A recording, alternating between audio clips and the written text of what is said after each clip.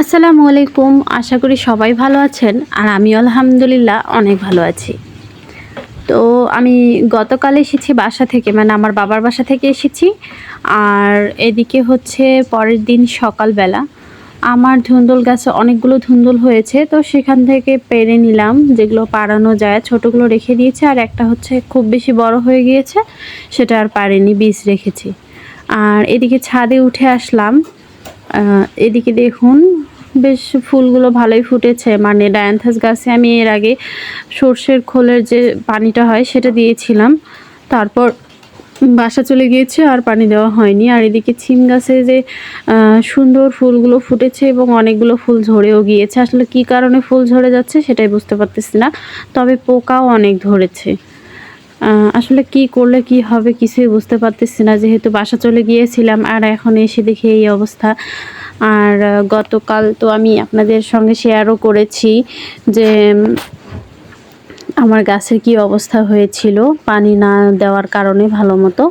আর এদিকে পেয়ারা গাছটাতে দেখুন প্রায় 4টে ফুল এসেছে, মানে প্রথম ফুলটা ঝরে গিয়ে পরে আবার ফুল এসেছে, মনে হচ্ছে পেয়ারা খাওয়া যাবে।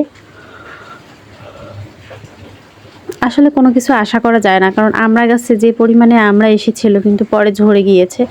আর ফল কি কারণে ঝরে যায় সেটা আসলে একটু চিন্তা করতে হবে, মানে মোবাইলে দেখতে হবে আর কি, কী কারণে ফলটা ঝরে যাচ্ছে আসলে। মানে সিম গাছের ফুল ঝরে যাচ্ছে, আমড়া গাছের আমড়া ঝরে যাচ্ছে, তো এটা নিয়ে একটু রিসার্চ করতে হবে মনে হচ্ছে। আর এদিকে হচ্ছে আমি রাতের বেলা এই যে ছোট ছোট যে কাটিংগুলো বসিয়েছিলাম এগুলো বাহিরে এনে রেখেছিলাম যেন একটু শীত পায়। আর এখন প্রচণ্ড রোদ উঠেছে তাই নিচে রাখলাম। আর গতকাল সন্ধ্যায় আমি ছাদে উঠে কিছু কাজ করেছি, মানে আমার জিনিয়া গাছ একসঙ্গে 3টা রয়েছিল, সেগুলোকে আলাদা আলাদা রিপোর্ট করেছি। যে বেগুন গাছগুলো নিয়ে এসেছিলাম নার্সারি থেকে, সেই বেগুন গাছগুলো আমি আস্তে করে তুলে অন্য চালের বস্তায় রিপোর্ট করেছি, এবং সেই যে গ্রো ব্যাগগুলো সেগুলো রেখে দিয়েছিলাম সেখানে জিনিয়াগুলো রিপোর্ট করেছি। আর হচ্ছে পুঁই শাকের 2টো বেড ছিল, তো আমি একটা একদম তুলে দিয়েছি, বেডটা ফাঁকা করেছি। আর একটা বেডে শুধু 2টো গাছ রেখেছি, কারণ দেখতেছি অনেকগুলো গাছ থাকার কারণে গাছগুলো হেলদিও হচ্ছে না আর ভালো মতো আর কি ফলনও পাচ্ছি না। যাই হোক, তো আমি আমার মেয়ের কারণে আবার নেমে আসতে বাধ্য হয়েছিলাম, তাই সকালবেলা আর ভিডিও করতে পারিনি। হচ্ছে মানে তখন আর ভিডিও করতে পারিনি, আমি চলে এসেছিলাম। আর এখন দেখুন আমার যে গাছটা থেকে আমি মানে ধুন্দুলগুলো পারলাম সেই গাছটা কেন জানি না এরকম নষ্ট হয়ে গেল, মানে মরেই গেল আর কি। কি যে কারণ সেটাও এখনও খুঁজে পাইনি, তবে একটু গোড়াটা দেখলাম পচন ধরেছে, মানে আমি কাপড় শুকোতে গিয়ে হয়তো বা একটু আমার পায়ের, মানে আমার শরীরের ওজন নিতে পারিনি গাছটা আর কি, সেটাই। তো যাই হোক, এদিকে হচ্ছে এই গাছগুলো এভাবে রিপোর্ট করার পর এখানে রেখেছি, তো দেখলাম রোদের মধ্যে গাছগুলো একটু হেলেনি দোলেনি। আর হচ্ছে হলুদের গাছগুলো আমি এখানে দিয়েছি, মানে হলুদের গাছগুলো আমি আমার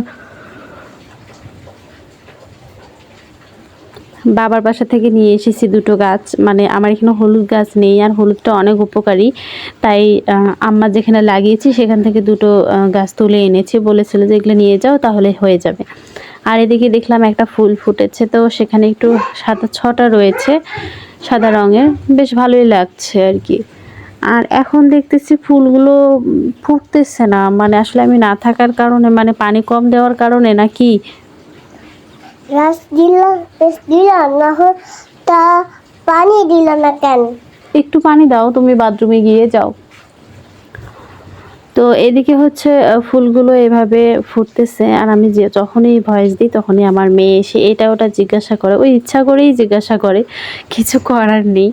তো যাই হোক, এদিকে ফুলগুলো যদিও বা এর আগে দেখিয়েছিলাম অনেক বড় বড় সাইজের ফুটেছিল, তো আমি 2-3 দিন বাসায় না থাকার কারণে প্রত্যেকটা গাছের অবস্থাই খারাপ হয়ে গিয়েছে। তারপরেও চেষ্টা করতেছি ভালো করে তোলার, যদি না হয় তো গাছগুলোকে একদমই তুলে দিব।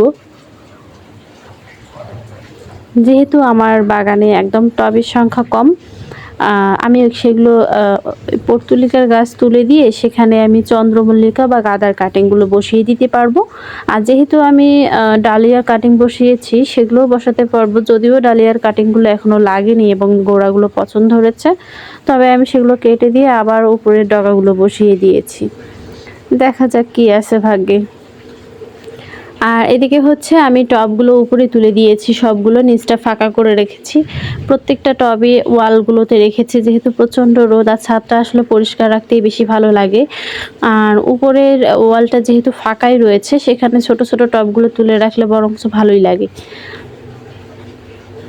আর এদিকে বেগুনের যে ফুল আসতেছে সেই ফুলগুলো একটু বড় হওয়া মাত্রই আমি কেটে দিচ্ছি, কারণ ফুলগুলো যদি আমি এখনই নেই তাহলে বেগুন গাছের গ্রোথটা একদমই কমে যাবে। আর বেগুন গাছগুলো খুব বেশি বড় হয়নি এখনও, যদি খুব বেশি বড় হয় তখন ফলনটাও ভালো হবে। প্রত্যেকটা গাছেরই আমি কেটে দিয়েছি একবার, যেটা ফোনে আসলে নেওয়া হয়নি। মানে গতকালও আমি কেটে দিয়েছি, তবে গতকাল ভিডিও করা হয়নি।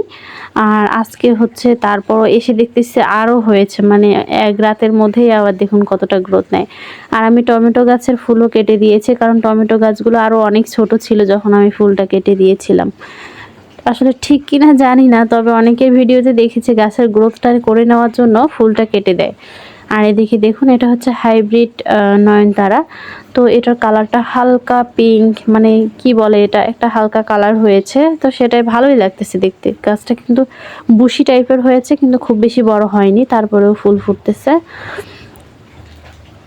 আর এদিকে কল্লার মাচার মধ্যে একটা লাউ গাছ উঠে গিয়েছে, মানে এটা এখানে দুটো গাছ ছিল, একটা তো তুলে দিয়েছে নষ্ট হওয়ার কারণে, আর একটা রয়েছে। তো এইটারই ডগাটা আমি কেটে দিয়েছিলাম, মানে মাথাটা কেটে দিয়েছিলাম, তো দেখতেছি এখন দুটো ব্রাঞ্চ বেরিয়েছে। আর এদিকে একটা ছোট্ট লাউ দেখা যাচ্ছে, দেখুন মানে প্রত্যেকটা গাছেই এখন ছোট ছোট লাউ আসতেছে। যাই হোক, শীত এখনও আসেনি, তাতেই লাউ সিম সবগুলোরই ফুল ফুটতেছে। আর এদিকে পান গাছটা কিন্তু লেগে গিয়েছে, মানে পান গাছটা হবে। আলহামদুলিল্লাহ পান গাছও রয়েছে আমার ছাদ বাগানে, বেশ ভালোই লাগছে। আর এদিকে হচ্ছে জবা গাছে প্রচণ্ড রোদের কারণে আসলে সেরকম একটা ফুল ফুটতেছে না, যদিও বা জবা গাছ রোদ ভালোবাসে, তবে গোড়াটা যদি শুকিয়ে যায় তাহলে কেমন হয়। আর এদিকে লেবু গাছগুলো বেশ ভালোই হচ্ছে গ্রোথ, কিন্তু দেখা যাবে লেবু হওয়ার সময় যদি লেবু না হয়। আর এই পেঁপে গাছগুলোতে প্রচণ্ড পোকা ছিল, মানে পাতাগুলো কোঁকড়ানো কোঁকড়ানো ছিল, তো এখন দেখতেছি বেশ ভালোই হয়েছে। আর মানে গ্রোথও নিচ্ছে। আর কুমড়ো গাছটা লাল পাতা, আসলে কুমড়ো গাছ মনে হচ্ছে এখন এরকমই হয়। আর যে রোদের মধ্যে আর গাছ কেমন হবে। এদিকে চন্দ্রমল্লিকাটাও সুন্দর একটা শেপ নিয়েছে। আর ড্রাগন গাছের আবারও নতুন নতুন মানে ব্রাঞ্চ বেরোচ্ছে। আসলে এগুলো রাখাটা ঠিক হবে কি না সেটাও বুঝতে পারতেছি না, কেটে দেওয়া লাগবে কি না, নাকি নিচে মানে এখান থেকেই বের হয়ে নিচে হেলে যাবে, নাকি নিচের ডালেই বের হবে, সেটা মানে জানি না আমি আসলে। আর লাউ গাছটা আমি না থাকার কারণে অনেকটা ঝিমিয়ে গিয়েছিল এবং প্রায় নষ্ট হওয়ার পথেই ছিল। তো দুদিন ধরে পানি দিতে দিতে গাছটা একটু ভালো হয়ে এসেছে এবং আরও ব্রাঞ্চ বেরোচ্ছে, তবে নিচের পাতাগুলো প্রায় নষ্টই হয়ে গিয়েছে। আর এইদিকে দেখুন ড্রাগন গাছের যে নতুন নতুন পাতাগুলো সেগুলো হেলে হেলে পড়তেছে।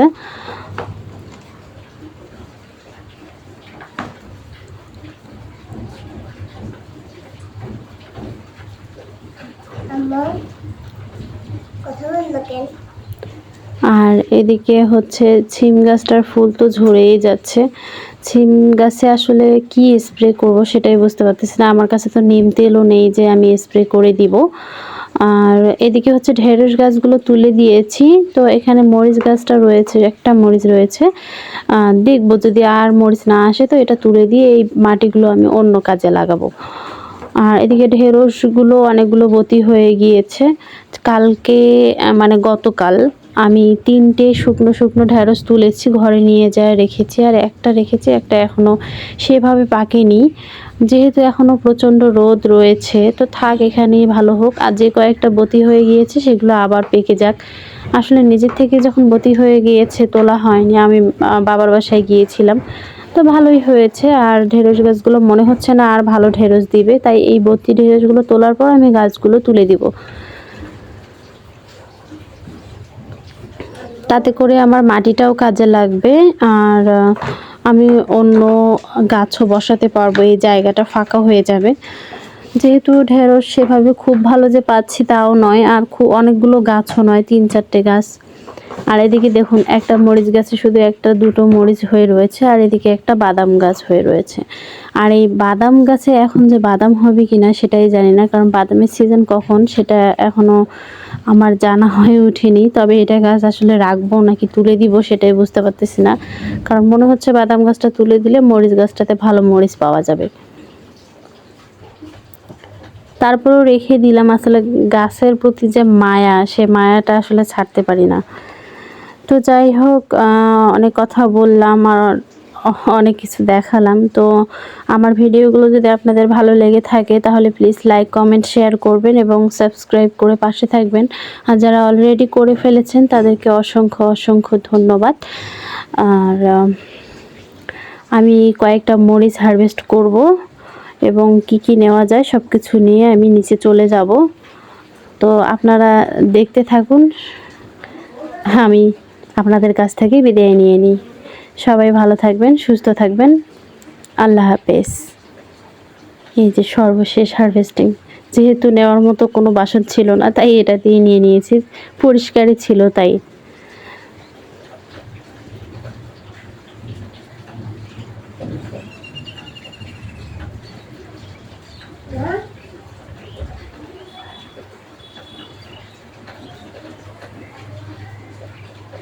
দুটো ঢেঁড়স, দুটো ঝিঙ্গে আর কয়েকটা মরিচ।